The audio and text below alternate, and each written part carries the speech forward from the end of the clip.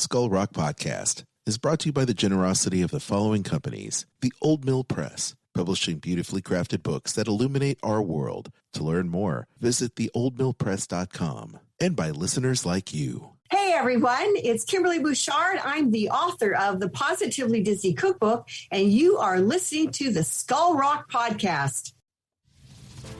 Skull Rock Podcast, where you hear the stories behind the adventures. With your hosts, Aljon Go and Dave Bossert. Welcome to Skull Rock Podcast, the show about all things Disney and pop culture. Every week, we take you behind the scenes of some of your favorite Disney films, theme park attractions, performances, books, music, as well as what's streaming, what's in theaters, and what's going on in this universe of entertainment. I'm Aljon Go, musician and longtime Disney, Marvel, Star Wars, and pop culturist. And you can email me, Aljon, A-L-J-O-N, at skullrockpodcast.com. And I'm Dave Bossert, artist, filmmaker, author, and welcome to the Skull Rock Podcast. If you love Disney and pop culture, please subscribe to the show wherever you get your podcasts. You can also like and follow us on Facebook, X, Instagram, LinkedIn, and YouTube. You can also email me at dave@skullrockpodcast.com. All right, Dave, here we are once again in the hot seat. Ed Ghertner, legendary Disney layout artist.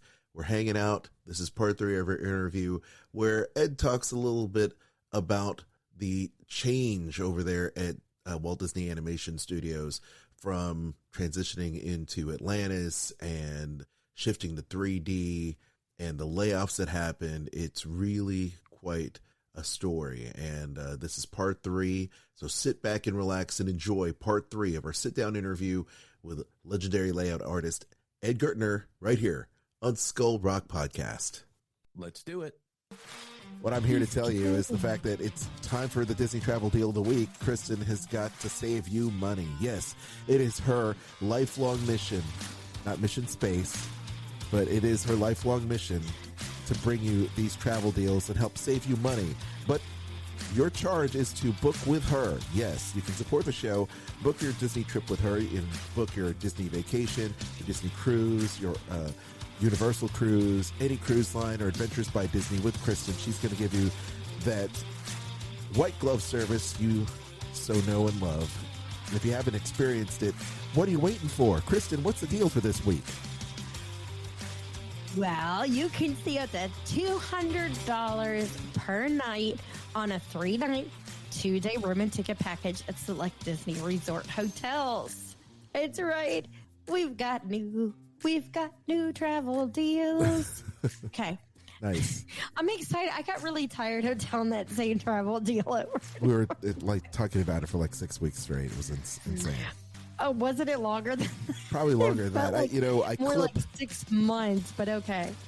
Just in case you're wondering, I actually clip out this section to put in the other podcast that I do. And so it's funny because sometimes we're talking about stuff that's completely random. It just shows up on the other podcast. Perfect. It's like for the past couple of weeks, I've been saying, "Cat, take my hand." Like literally from that commercial we did like 4 weeks ago. It's like, "Cat, take my hand." Yes, take my hand, Cat. You know, it's just, anyway, go ahead, Kristen.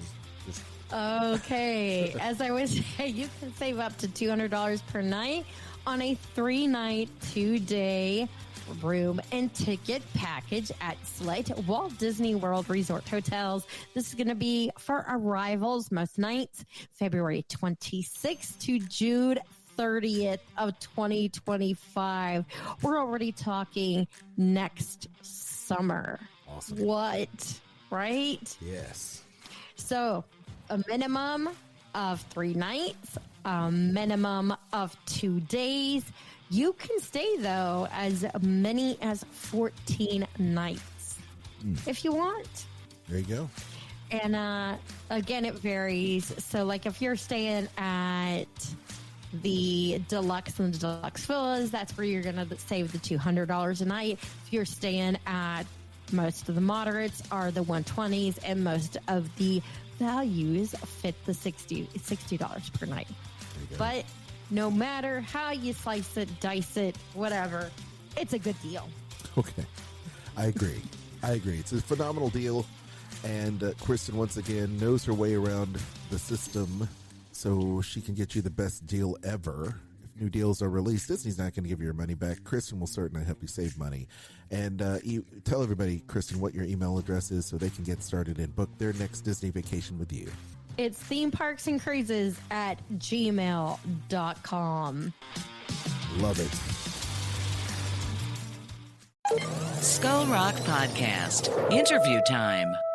Well, Aljon, here we are again. We've got Ed Ghertner back for part 3 of our interview with him. Ed, welcome back to the Skull Rock Podcast.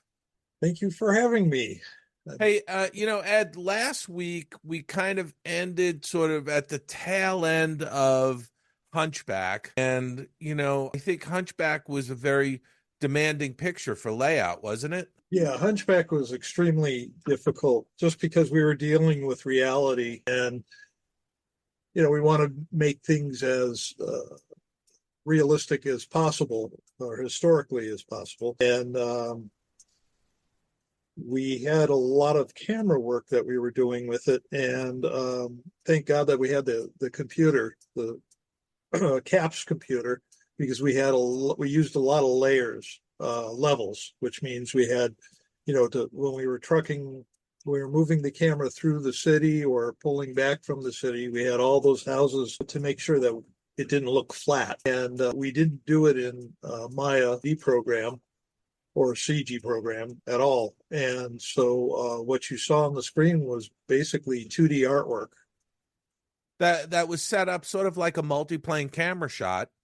But it was done inside CAPS, which really gave you the ability to not be limited by levels. You could have hundreds of levels if you wanted to, whereas the multi-plane camera, you were limited to 5 or 6 planes, and that was about it. Yeah, and we actually helped develop the CAP system a little bit further than we had done before, because what was happening is that the camera shots that we were doing through the city at a human eye level, when the camera's pulling back, the artwork is getting smaller and smaller. And what was happening was that all the data was getting clogged in one little area, and it was shutting down the computer. So the computer guys decided they realized something about, as we would do in live action, depth of focus. And what they did is they built that into the computer so that it would shut the artwork off if it wasn't being seen. So it didn't clog the computer. So we could have done another 100 levels, but we had 21 or 22 levels coming through the city. And what we did is we had the camera come in between the buildings, which we called windows, so that when the camera would pick up the artwork, it would come through the artwork and not through the artwork, but come through the hole in between the pieces of artwork. Yeah. And then that artwork, once it was out of field, would just be shut off. Turned essentially. Off. Yeah. When we're talking about CAPS, it seems to me that each picture that was done in CAPS was, they expanded the software. They had software engineers that would work at saying, yes, we can do that. We'll write the code for this particular film because you want to do X, Y, and Z. Is that what your experience had been with CAPS? Yeah, and it was very fluid, which was good for the creative people because it felt natural, where you could, one picture we'll take Bambi, was painted with oil painting backgrounds, and and then you'd have another one that would be watercolor backgrounds. So CAPS was able to feel kind of a bit that way, where we could do different mediums, and we could stretch it out a little bit. And did you feel that was a benefit, or were you getting enough rope to hang yourself, so to speak? Well, you can if you want to. You just have to be real careful with it because it is 2D artwork. So if you're moving the camera and you have a multiplane, it's very difficult to have a ground plane, because that's the Z plane. That's where you're going to get all your perspective or depth of field. And So if you show the ground plane, you do it just for an instant and then come off of it so that you don't give up the magic trick. Right. Right. And, did you ever think at the point that you were doing Hunchback that you were going to try and use Maya to create backgrounds the way they did with, say, the ballroom in Beauty and the Beast? Yeah, it was interesting trying to remember now why we didn't do it, but I think it was because we wanted the art to be what it is. It was supposed to be an artistic picture, so we didn't even think about doing it in CG. So really it was a choice. Yeah. Yeah. When you finished your work on Hunchback, looking back on it, was there any particular scenes that you just felt like, wow, that was the nth degree of doing beautiful camera work with layout? I felt that Hunchback was full of really great artwork because we used all three studios. We used Florida and or did we use Florida? I'm trying to remember now. I know we were working with the Paris studio and LA. I think we had a couple sequences go to Florida. I'm not sure on that one, Yeah. but the artists in Paris were amazing. And for me, I wanted to use them as much as I could because they live in that city and that's what the story was about. Sure. And of course, because the film takes place in Paris, they'd have that much more not only invested in it, but pride in it. Yeah. Yeah. So they did the opening sequence, the movement through the city. Yeah. And yeah, they did a great job. Did you have an opportunity to go over to Paris while you were working on it, or did you just sort of send their stuff and do, I wouldn't do calls? that. No, I went over it. No, I went on what we used to call the boondoggles and was able to get into their Library of Congress and look at everything and have close-up meetings with some of the architects there and seeing the illuminated manuscripts. And I was able to get into anywhere in Notre Dame that I wanted to. And so I spent a little bit of time in the towers that you don't normally get to go in. Right, right. And what I did was, I take it there's no elevators; it's all stairs, right? yeah, hold on one second. My sound just went off again because I'm talking with you. Now, can you hear me? Okay. So the question I had was, where there's no elevators in the cathedral, right? It's all stairs. You have to go up stairways, right? Yes. And it was interesting because never really having traveled that much for myself, going to a place that you hear about your whole life, you expect it to be huge. And it was a big place, but I'm 6'4" and trying to walk up the stairs to get to the towers, my shoulders hit both sides of the wall. So they were very narrow stairways. Very narrow stairs, yes. But it was very interesting because they had this little doorway in one of the levels. We said that was Quasimodo's door. I don't know what the door was there for, but it was really only about maybe 2-3 feet tall, and it had a curved top to it. And why would unless it's for the local cats or something, they left the doors open for them. But I took millions of pictures and found out that they had been redoing every stone on the cathedral since they started it in 1100 or somewhere in that area, and they're doing it by traditional methods. So whenever a stone broke or it cracked and they replaced it, they actually had a group of people who would carve the stone with other stone or with crude metal objects to match what was there. Wow. Wow. I mean, that had to have been an amazing experience, just being able to go in areas of the cathedral that isn't normally open to the public. Yeah. And not only that, to be able to talk to archivists and architects and really sort of get the behind the scenes stories. Yeah. And, they're talking about how they found, as in history, because that's what we do, you have to research all this stuff, that man always builds on top of other civilizations to basically, it's like a dog pushing dirt over its own dew, so to speak. It's like, because there's a Druid ruins underneath the cathedral. So it's really, I mean, the way I would look at it, I wouldn't use the dog analogy. I would say that people are building on the shoulders of giants. Yes. Right. So just like this generation of Disney animation artists, you and I and all the great people we've had on the Skull Rock podcast Yep. have been sort of standing on the shoulders of the previous generation, Correct. No, who were the guys that trailblazed the animation process at Disney. Yeah. And so, they took a lot of their um, uh, architectural ideas and then just kept building on it. And that's what was so interesting about Notre Dame, is that was the flying buttresses, in architecture at that time, to keep the buildings from falling down.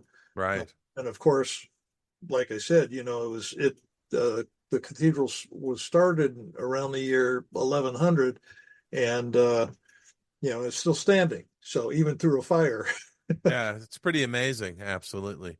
Now, when Hunchback completed, can you talk about the wrap party a little bit? Because it was kind of like Yes. probably one of the last big hurrahs, I think, with wrap parties, wasn't it? Yeah, it was. The wrap parties for animation were quite interesting because I had started on Fox and the Hound, and it came out of the animation budget.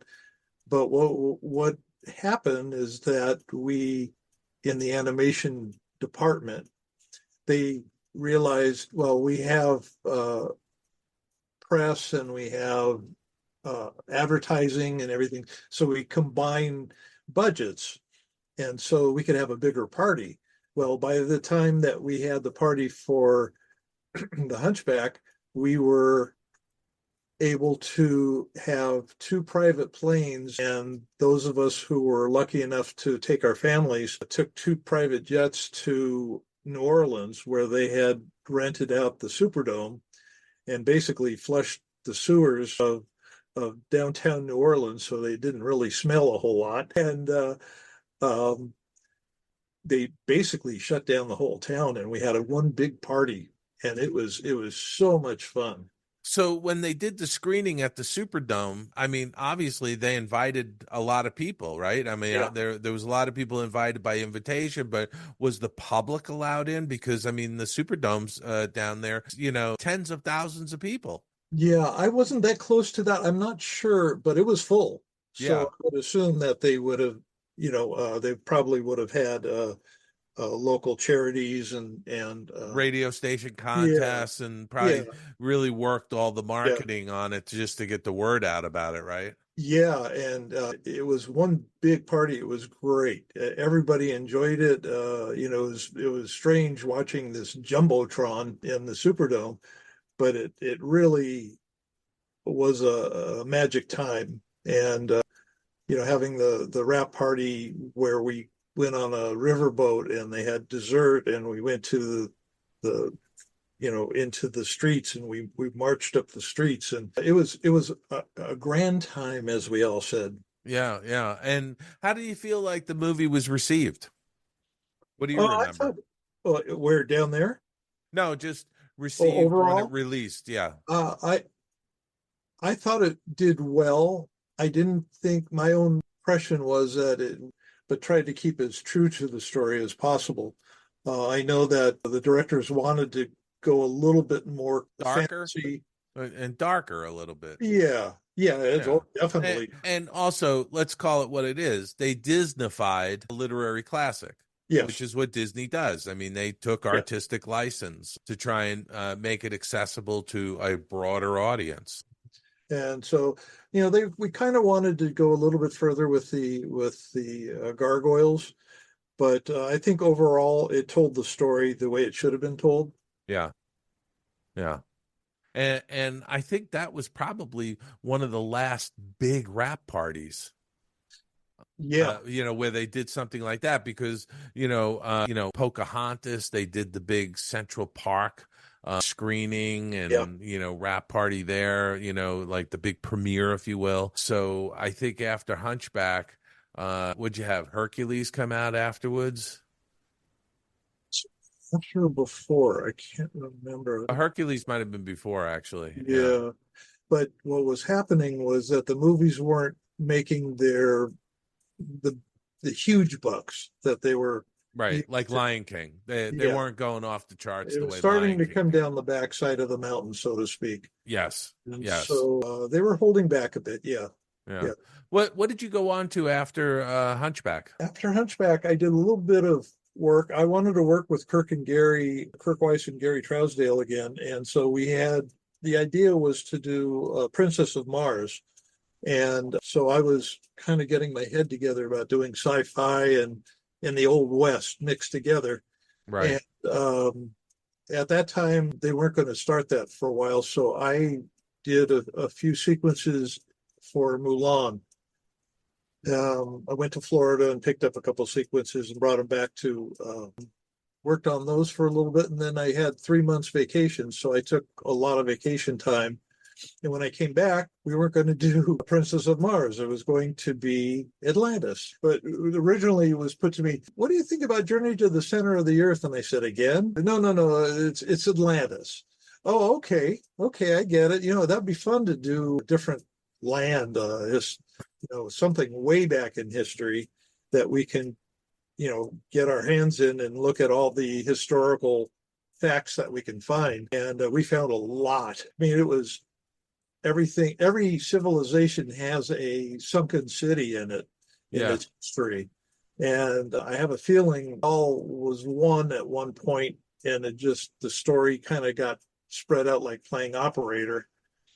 But yeah, it turned out to be Atlantis, which was actually, that was a lot of fun to work on. And did you go right on to sort of developing that and doing the R&D, so to speak, the development work?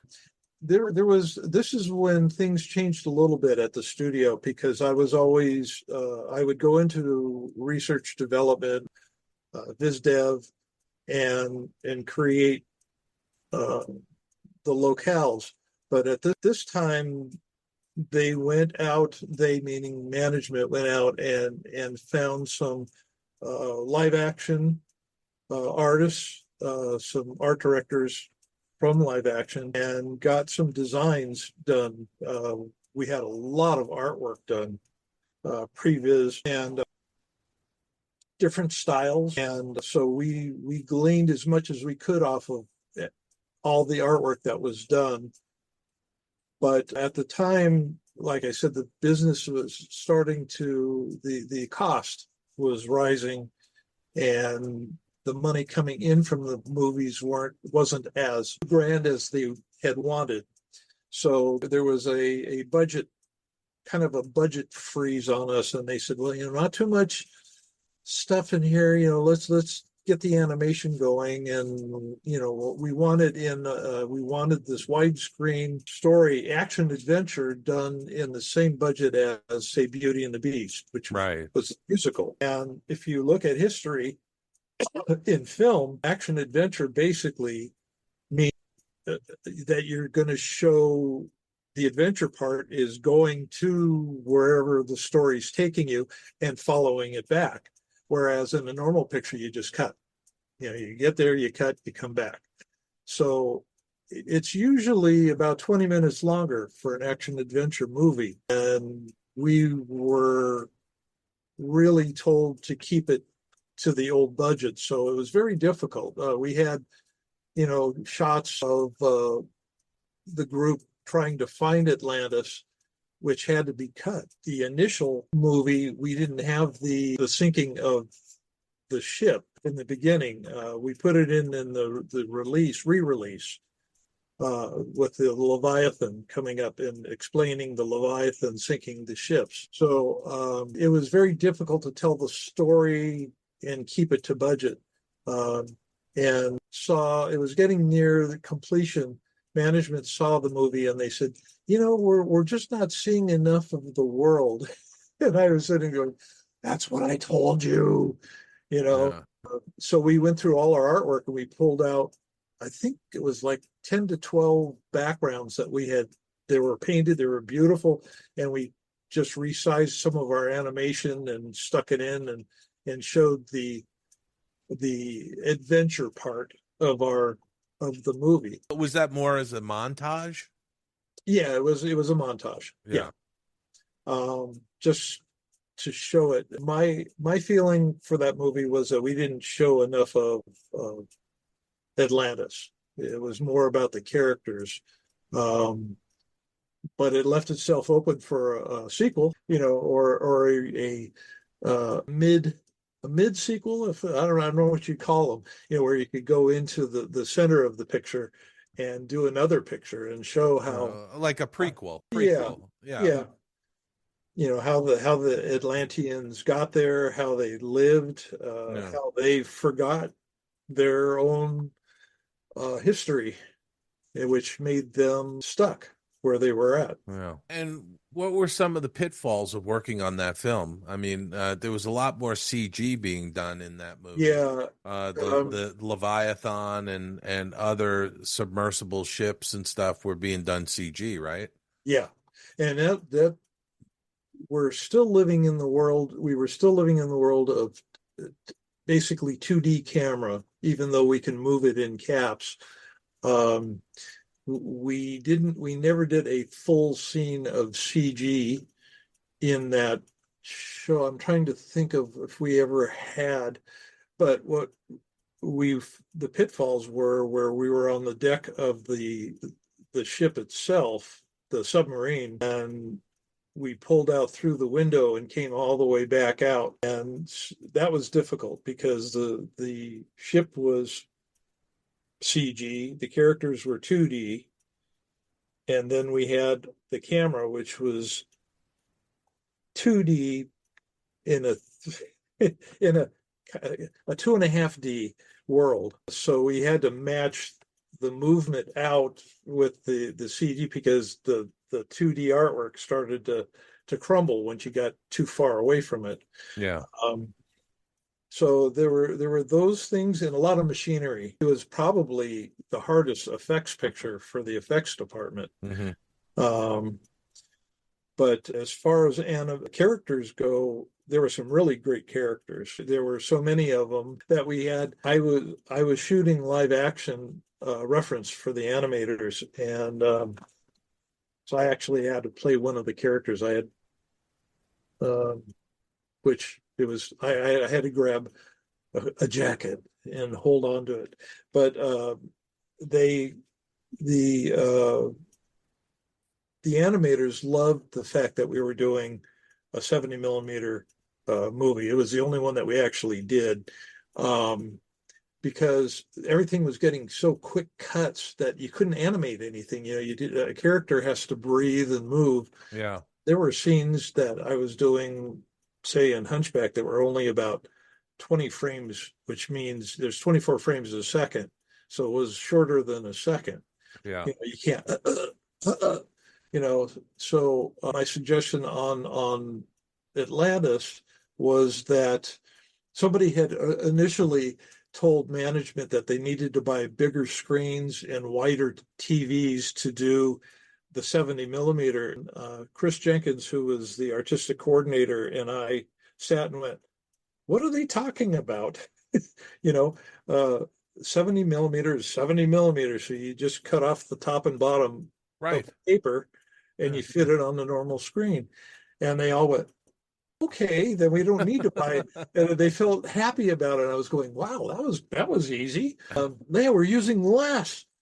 Well, yeah, but you know something, you say it was the first 70 millimeter, but they did Black Cauldron. Black Cauldron was it was CinemaScope, but it was a wide screen picture. So yeah, and those scenes were a little bit longer too.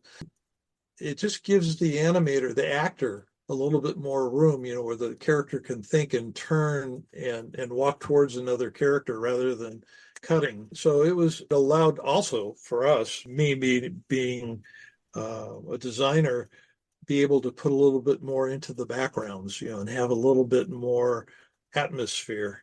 Yeah. And did you ever get a sense that the film was becoming too live action? Yeah. I'm sure they had discussions about it. Yes, especially for me, because I'm always thinking, well, I mean, having learned from the nine old men and every, the guys who came before us, why are we doing this in animation when you can shoot it in live action? Right. I mean, it's too difficult to do an animated picture. If you could shoot it easier. It walked the tightrope. It really did. But we tried to, I know in layout, we tried to set up shots that you wouldn't normally see in live action that we could do. They probably could do them now, but it would be more having a drone fly around, like when the Yeah. balloons, when they're having their fight Yeah. at the end. So yeah, it would come up a lot. We'd go, is it getting too much? But like I said, I think they walked the line. It was just at the point where, it probably could be done today in live action. I mean, without question. I mean, I even wonder, is Disney gonna make a live action version of Sure, it? sure. I mean, it just seems like it's ripe for it. Yeah, I don't know if they are or not, but it does seem like there's an awful lot of animated films today that have humanoid characters, and you kind of look at these films and go, well, why are they doing this animated? I You know? agree. Even when we got into the CG world, things were we lost we lost a little bit of personal uh, design. And I mean that by I had people who didn't really know much about animation say, "Oh, How to Train Your Dragon was a Disney picture, wasn't it?" No, no, that was DreamWorks, Yeah. or it was Illumination, or it was Warner Brothers, or it was whatever. And then Yeah, they start the styles start to blend together a little bit. yes, thank Yeah. you. That's exactly what I was trying to say. Yeah. And it's a shame because you can do different styles and have different stories being told in different styles. And even the stop motion became very big the past few years, but it's all about the storytelling, and that's what I do when I'm teaching too. It's like uh, whether you're uh, a storyboarder, whether you're a background person, colorist, effects, whatever you're doing, you're telling a story and you have to support that story.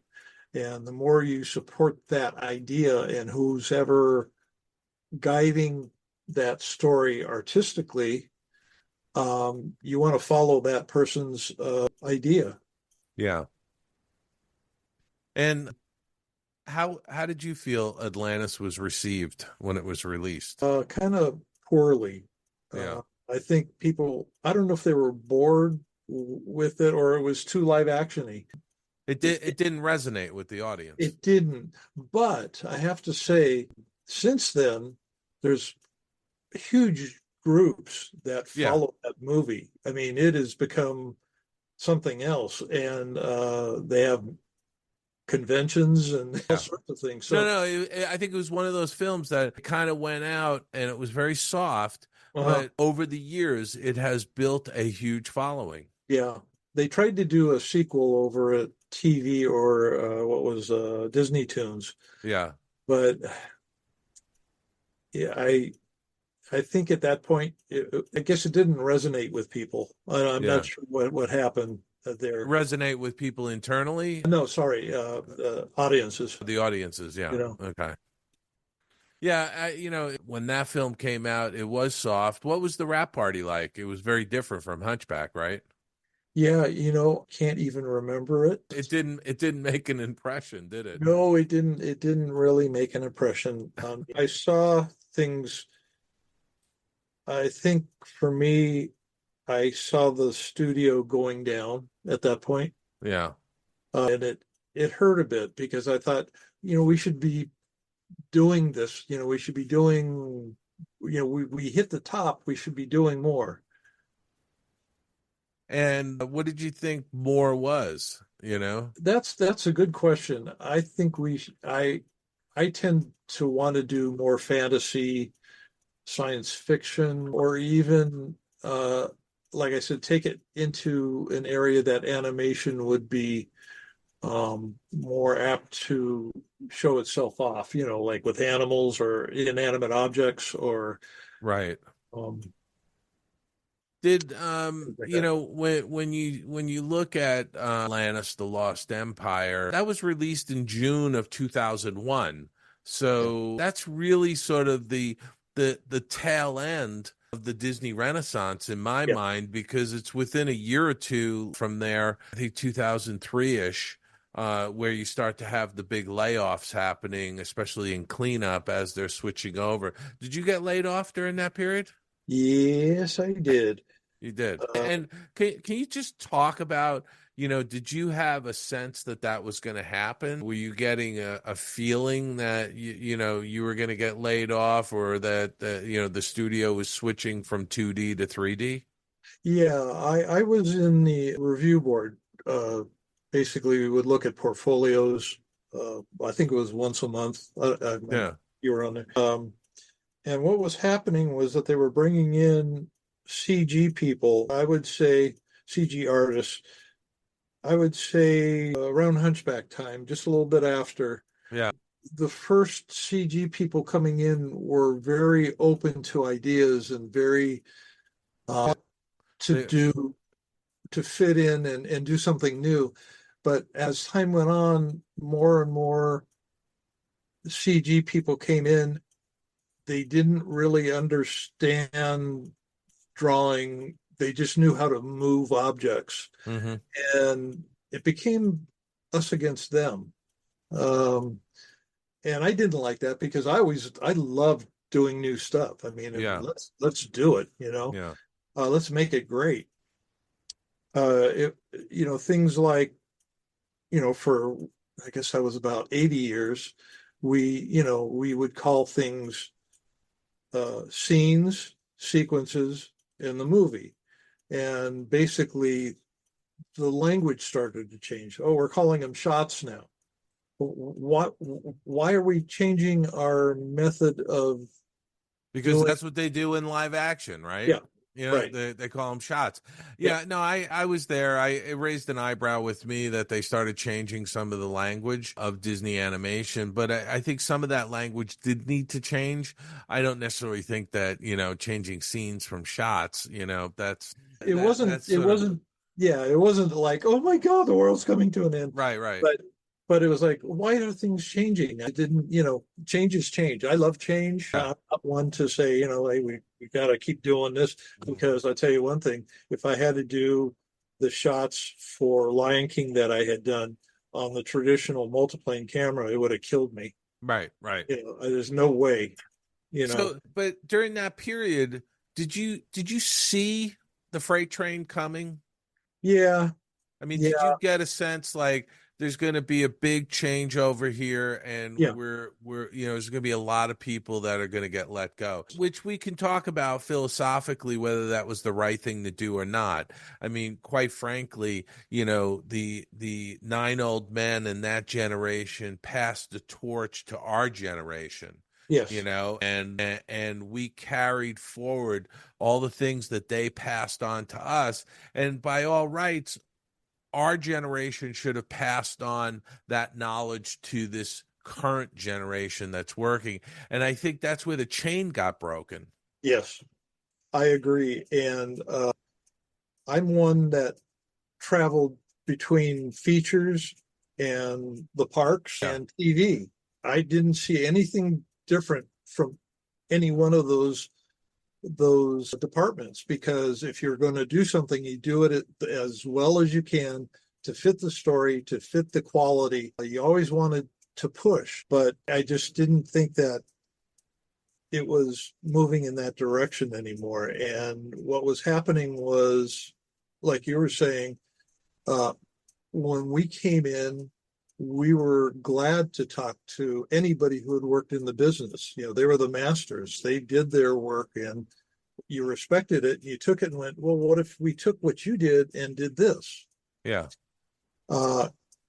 And that was about the time when things started to flop.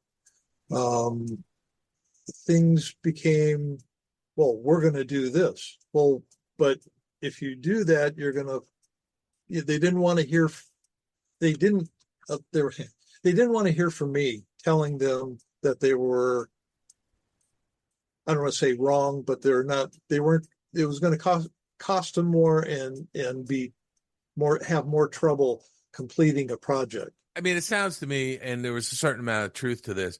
There were a lot of new people flooding in, and they were looking at the people that were there as the old guard that were going out the door. Yeah. Right. So they were going to do their own thing and change things up their own way. Right. Yeah. So, and I get that. I mean, I totally get it. But I think there was some heavy-handed stuff that happened during that period. Yes. I mean, look, I've talked about this on this podcast before. I saw it coming, towards the end of the 90s. Yeah. I saw that freight train, and I decided to change with the times and move on to other things. That's why I went into special projects after I finished Fantasia 2000, because I could see the writing on the wall. But was it an absolute shock to you, though, when you got laid off? Yeah, because I had a position at the studio, I felt that they had put me in a position of authority. I didn't have to be in charge of anything, but I felt that they were using my knowledge finally, that I had come into that space, right? Like I did when I came in. Yeah. And I helped design the tower for Rapunzel. Yeah. And I showed Glenn Keane, and he said, "Oh, can I use it?" And I said, "Well, can I have a job?" And he goes, "They're going to get rid of you?" And I said, "Yeah, I'm on the bubble." And I would go around, and this is just how I saw it. Was I went back to him in a few days. I said, "What's going on, Glenn?" And he, "Oh, well, and like the door closed." And I was like, "Oh, yeah." Oh. So I would talk to management, and I would get the eyes looking down and saying, "Well, we can't. I don't know what we're gonna do," because I learned how to do model quite a few things. I did a bunch of CG modeling on Lorenzo short. Yeah. And but at that point I saw the writing on the wall, and I was like, okay, well then I'll go back to TV. I can take my stuff there, and we'll see what happens, because I was just waiting for the dust to settle. I figured I could go back over to TV, and then if something came up at features, that I would come back. Yeah. I have to say, Ed, I think this is a really good place for us to break and pick it up in part 4 with you going over to TV animation. But so I'm going to say thank you for being on the Skull Rock podcast. This was episode 3 with Ed Ghertner, and I'm looking forward to talking to you next week with part 4 of our interview. So thanks, Ed. Thank you. Hey, everybody, this is John Pomeroy, animator, producer, artist, and you are listening to Skull Rock Podcast. Skull Rock Podcast is brought to you by listeners like you. We would like to thank Christine Banas, Spencer Wright, Lindsay Scaife, and Joshua Volkert. Support the show for as little as 99 cents per month by clicking on our listener support link in our show notes. If you are interested in advertising your event, business, or service, please email aljohn at skullrockpodcast.com. Thank you for your ongoing support. Your attention, please. Now loading on track number 1 for a trip around Walt Disney's Magic Kingdom. Skull Rock Podcast. All aboard. Your Main Street to the world of Disney. Yet another great interview. I hope our audience has been enjoying these interview segments that we're going to be doing for the next few weeks right here on Skull Rock Podcast. But don't forget, if you love Disney and pop culture, be sure to like and subscribe to all of our feeds there. Wherever you find podcasts, of course, we're all available on all the major services, including now YouTube. So check that out as well. And we would certainly love it if you gave us those 5-star reviews. Everything helps the algorithm and gets us in front of more people. Leave us those reviews, and those algorithms will just be popping. Skull Rock Podcast. Share the show as well. We're on all the socials, as I mentioned, Facebook, X. Dave and I are both on LinkedIn, also Instagram. And you can check out the vault of shows there at skullrockpodcast.com. You can even throw some money in the tip jar if you will. There's a little sponsor link in there if you feel so inclined to support what we do as we bring you this show for free every single week. You can also email Dave and myself. Listener feedback is important. Dave at skullrockpodcast.com or Aljon at skullrockpodcast.com. You can also find me on Instagram. The best way to find me, Aljon Go on Instagram. You can also check out my other podcast that I host with my wife, Kristen, and Kat R. Corey, called Dining at Disney Podcast, where we talk about Disney parks and food. You can find that drop twice a week wherever you find podcasts as well. Dave? Yeah, and Aljon, as I've been mentioning to people over the past month or so, February 21st to the 23rd is the Animation You All Expo in Nashville, Tennessee. And we're going to be there. Aljon and I are going to be there, believe it or not, in person together for the first time. And also, I just want to remind folks, you can hear my Tunes Behind the Tunes show on SiriusXM, Disney Hits, channel 133. Each month, we spotlight a new show. You can get signed copies of my books at theoldmillpress.com. And, of course, you can check me out on davidbossert.com with a bunch of free content and free stuff you can send away for. And with that, Aljon, I'm going to say go out, have a fantastic week, everybody. Be kind to one another. And we'll see you back here next Monday, right here on the Skull Rock Podcast.